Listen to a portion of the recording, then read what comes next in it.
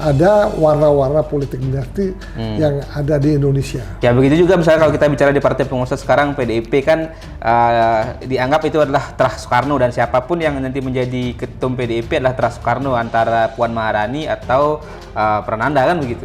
Ya, tetapi saat ini yang banyak mengatakan bahwa Gibran itu dipilih menjadi wapres karena politik dinasti. Ya. Tetapi banyak udah mengatakan bahwa dia dipilih itu atas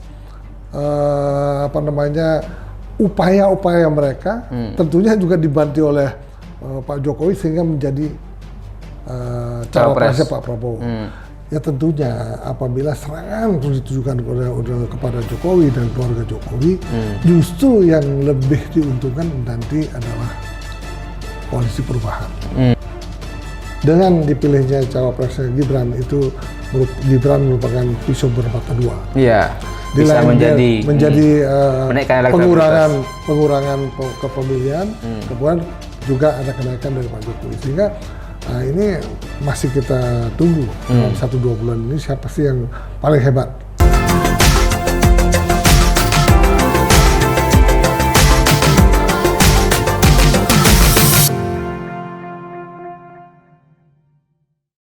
Kembali lagi di channel YouTube Mr. Puisi Live di bawah naungan MGP Media. Hari ini kita akan kembali ngobrol-ngobrol, bincang-bincang santai dengan Mr. Puisi mengenai dinamika politik terkini dan isu-isu yang masih hangat ya, yang juga menjadi bahan serangan kepada kandidat atau capres dan cawapres.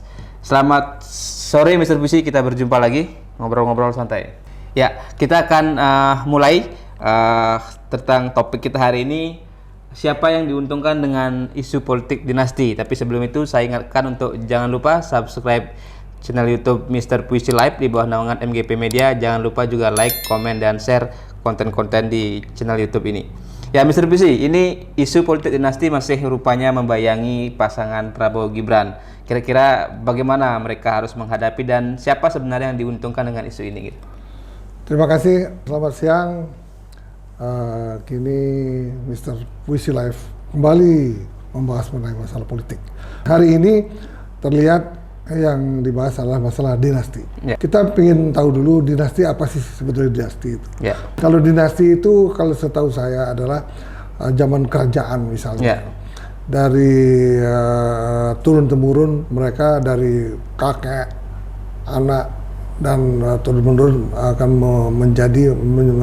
mempunyai tahta menjadi raja. Ya, karena ada garis keturunan darah, itulah politik dinasti. Sehingga tidak ada sistem demokrasi saat itu. Sehingga apa yang dikatakan sistem dinasti itu yang saat ini lagi rame-rame, sesungguhnya sulit kita mengatakan bahwa kali ini ada sistem dinasti. Karena apa? Semua pemimpin yang dipilih ini adalah dengan sistem demokrasi dipilih oleh rakyat itu sendiri. Sehingga yang dikatakan dinasti itu menyalahi, menurut saya salah gitu ya. Tapi aromanya memang banyak orang mengatakan ini dinasti. Kalau dibilang dinasti, semua juga dinasti.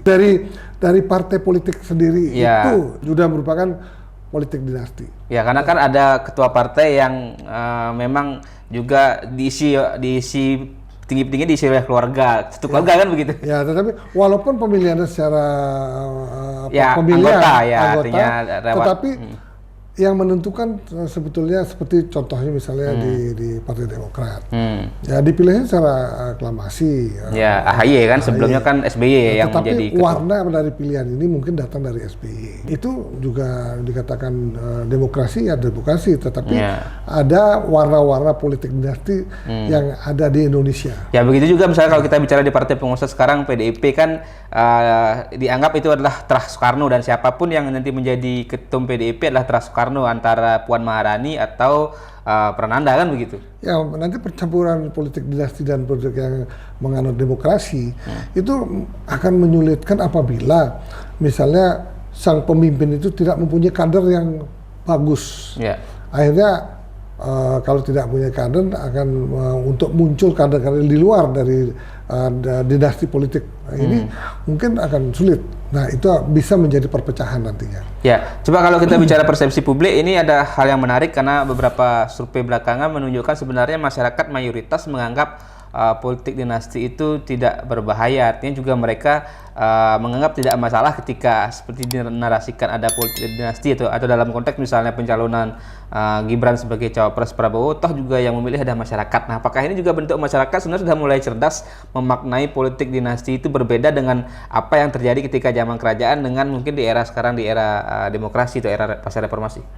Ya, sekarang yang ada adalah benar-benar sistem demokrasi, yang mana kalau mungkin kalau zaman orde lama dulu demokrasi terpimpin. Ya, demokrasi terpimpin. Pemilihan ada, tapi dengan 3 partai, tapi ada warna-warna politik yang datang dari atas.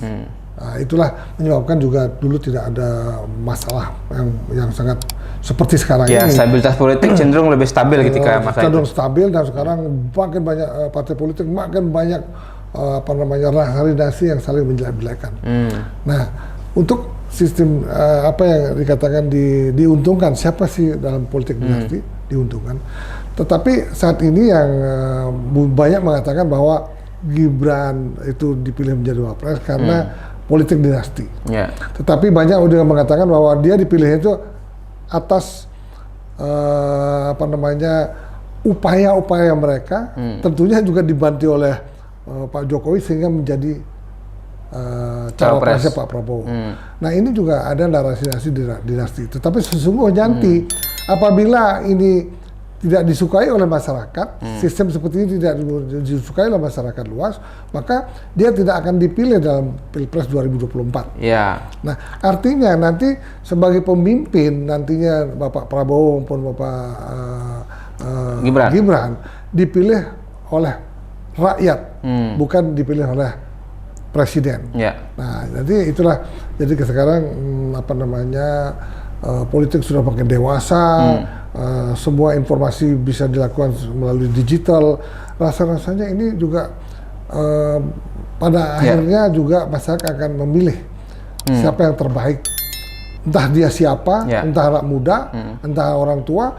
Tapi kalau memang visi misi, program dan gagasan dari presiden itu sendiri dan wakil presiden itu bagus untuk masyarakat ke depannya, rasanya tetap dipilih. Tetapi kalau gagasannya walaupun anak muda, katakan anak milenial, tapi gagasan dan yang akan dituangkan di dalam perdebatan politik nanti yang untuk menjadi dasar pemikiran masyarakat untuk memilih mereka, kalau memang tidak bagus, saya tidak akan dipilih. Ya, tapi ini kan yang ramai juga belakangan baru-baru ini, yang hangat juga dan juga menjadi laporan eksklusif di majalah Tempo, yaitu mengenai peran Ibu Suri atau peran Iriana Jokowi dalam pencapresan Gibran disebut-sebut yang melobi sejumlah pihak gitu. Itu kira-kira bagaimana juga dampaknya nanti? Apakah memang tidak ada dampak atau seperti apa? Apakah ini hanya menjadi bagian juga untuk nanti misalnya penggiringan opini publik menguatkan narasi politik dinasti serangan kepada Gibran khususnya gitu?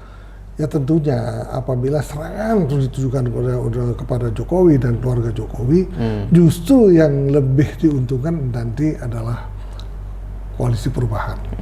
Saya lihat di sini sekarang koalisi perubahan tersenyum-senyum aja. Dengan narasi yang menyebabkan Pak Prabowo ini memilih Gibran, maka pemilih lama Pak Prabowo yang dulu-dulu yang itu kecewa, gitu.